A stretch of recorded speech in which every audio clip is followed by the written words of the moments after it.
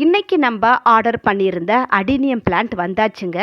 இந்த பிளான்ட்டை நான் தமிழச்சி கார்டன் தஞ்சாவூர் இவங்க கிட்ட தான் நான் ஆர்டர் பண்ணியிருந்தேன். இவங்க கிட்ட நல்லா தரமான அடினியம், அதுக்கப்புறம் ரெயின் லில்லிஸ் இது ரெண்டுமே விற்கிறாங்க.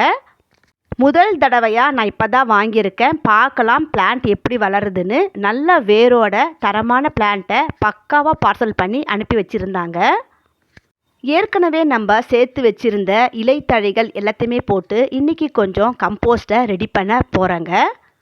நம்ம காய்ந்த இலை சரகுகள், வீட்டில் இருக்கிற காய்கறிகள் இது எல்லாத்தையுமே போட்டு கூட கொஞ்சம் கொக்கோபீட், தோட்டத்து மணல் இது எல்லாத்தையுமே சேர்த்து அடிக்கடி இந்த மாதிரி நான் தயார் பண்ணி வச்சுக்குவேன்.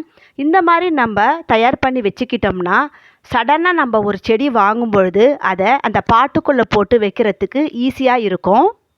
தொட்டி அப்படி இல்லைன்னா க்ரோ பேக்கில் டைரெக்டாக நம்ம வீட்டில் கிடைக்கிற காய்கறி கழிவுகள், இலைத்தழைகள் கூடவே கொஞ்சம் கொக்கோபீட்டையும் போட்டு தோட்டத்து மண்ணையும் கலந்து நம்ம ரெடி பண்ணி வச்சுக்கிட்டோம்னா அது அப்படியே மக்கி கம்போஸ்ட்டாக மாறிடுங்க.